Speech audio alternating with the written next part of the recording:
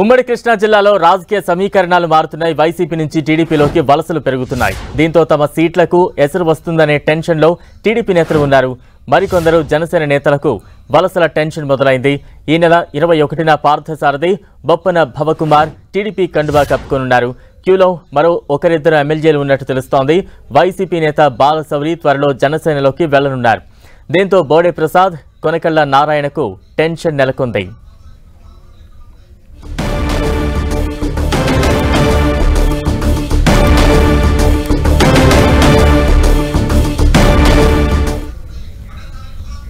ఉమ్మడి కృష్ణా జిల్లాలో రాజకీయ సమీకరణాలు మారుతున్నాయి. వైసీపీ నుంచి టీడీపీలోకి వలసలు పెరుగుతున్నాయి. తాజా అప్డేట్స్ అందించేందుకు మా ప్రతినిధి రవిచంద్ సిద్ధంగా ఉన్నారు. రవిచంద్, బలరాం, ఏదైతే ఇప్పుడు జరుగుతున్న ఉమ్మడి కృష్ణా జిల్లాలో జరుగుతున్న రాజకీయ పరిణామాల నేపథ్యంలో తెలుగుదేశం పార్టీలో అలజడి మొదలైందని చెప్పుకోవచ్చు. ఎందుకంటే అధికార పార్టీ నుంచి అందరూ కూడా చాలా మంది సిట్టింగ్ ఎమ్మెల్యేలు తెలుగుదేశం పార్టీలో చేరడానికి సంప్రదింపులు జరుపుతున్నారు. ఇప్పటికే కొంతమంది పార్థసారథి ఇప్పటికే టీడీపీలో చేరడానికి రంగం సిద్ధం చేసుకున్నారు. అదేవిధంగా విజయవాడ సిటీ వైసీపీ అధ్యక్షుడు ఏదైతే బొప్పన భవకుమార్ కూడా లొకేషన్ కలిశారు. 21వ తారీఖున ఇద్దరు టీడీపీలో చేరబోతున్నారు. టీడీపీ అధినేత చంద్రబాబు సమక్షంలో మంగళగిరి టీడీపీ కార్యాలయంలో పార్టీలో చేరబోతున్నారు. అదేవిధంగా ఒక్కరిద్దరు ఎమ్మెల్యేలు కూడా టీడీపీలో చేరతారు అని వార్తలు వస్తున్నాయి. ఈ నేపథ్యంలో ఒక టెన్షన్ అయితే ఏదైతే ప్రతిపక్షం టీడీపీలో అయితే కనిపిస్తుంది.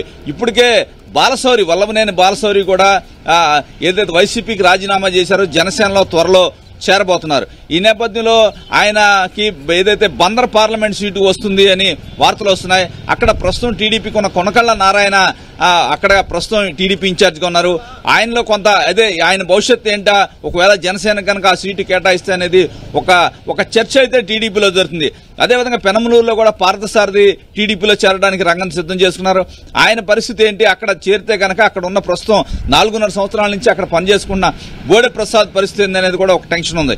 ఈ నేపథ్యంలో కొంతమంది చెప్పకపోయినప్పటికీ కూడా అంతర్గతంగా కొన్ని మంది ఎమ్మెల్యేలతో సంప్రదింపులు అయితే జరుగుతున్నాయి. వారు కూడా త్వరలోనే టీడీపీలో చేరే అవకాశం ఉంది. అక్కడ ఆ ప్రాంతాల్లో ఉన్న ఎమ్మెల్యేలు కావచ్చు, నేతలంతా కూడా ఒక టెన్షన్ అయితే కనిపిస్తుంది. ఏదైతే అధికార పార్టీ నుంచి ప్రతిపక్షంలోకి వస్తే వారికి టికెట్లు ఇస్తే మా పరిస్థితి ఏంటనే ఒక చర్చ టీడీపీలో జరుగుతుంది. ఈ నేపథ్యంలో కొంతమంది మాత్రం ఇప్పటికే ఏదైతే జనసేన వైపు కూడా కొంతమంది సంప్రదిస్తున్నారు. ఒకవేళ కనుక టీడీపీలో అవకాశం లేకపోతే జనసేనకి ఆ సీటు మాకు వస్తుంది, జనసేనకు వస్తుందంటే మా పేరు కూడా పరిశీలించమని మొన్న ఏదైతే పవన్ కళ్యాణ్ కలిసిన పరిస్థితి మనం చూసాం. ఏదైతే జలీల్ ఖాన్ కావచ్చు, అదేవిధంగా వేదవ్యాస్ కూడా ఇదే పరిస్థితిగా మనం చూడవచ్చు. వారు పవన్ కళ్యాణ్ కలిసి ఒకవేళ జనసేనకి పొత్తులో భాగంగా ఆ సీటు వస్తే మా పేర్లు పరిశీలించాలని కూడా వారు మాట్లాడుకునే పరిస్థితిని మనం చూసినాం. ఏదైనా ఉమ్మడి కృష్ణా జిల్లాలో మొత్తం కూడా ఒక రాజకీయ అలజడి అయితే టీడీపీలో కనిపిస్తుంది. పక్క పార్టీల నుంచి ఎమ్మెల్యేలు వస్తే తమ ఇప్పుడు వరకు పనిచేసిన మా భవిష్యత్తు ఏంటి, మా టికెట్ల పరిస్థితి ఏంటి అనేది ఒక చర్చ అయితే పార్టీలో అంతర్గతంగా నేతలంతా చర్చించుకుంటున్నారు. ఇప్పటికే బోడే ప్రసాద్ కావచ్చు, కొనకళ్ళ నారాయణ ఇద్దరు కూడా కొంత టెన్షన్ గా ఉన్నట్టు కూడా తెలుస్తుంది. ఇప్పుడు వరకు పార్టీ నుంచి అధికారికంగా వారికి ఎటువంటి సమాచారం ఇవ్వనప్పటికీ కూడా వారి ఆందోళన అయితే వారికి కనిపిస్తుంది. ఎందుకంటే బాలశౌరి చేరారంటే కంపల్సరీ టికెట్ వస్తుందనే ఒక ప్రచారం అయితే జరుగుతుంది.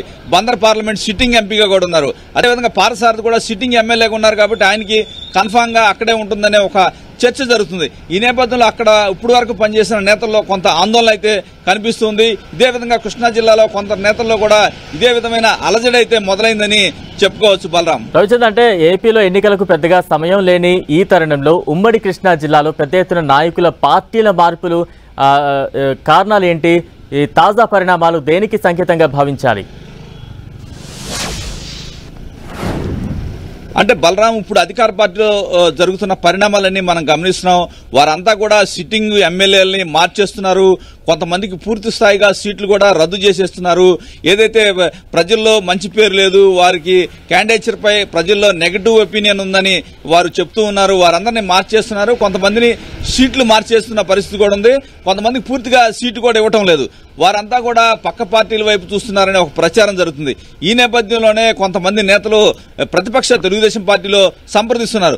తెలుగుదేశం పార్టీ మాత్రం చంద్రబాబు పలు సందర్భాల్లో చెప్పారు, ఎవరైతే పక్క పార్టీ నుంచి టీడీపీలోకి వస్తారో వారిలో సచివులను మాత్రమే మేము తీసుకుంటాం, ప్రజల వ్యతిరేకత మూట కట్టుకున్న వారిని ఎవరిని కూడా మేము తీసుకోం, అదేవిధంగా సీట్ల హామీలు కూడా ఇవ్వమని చెప్తున్నారు.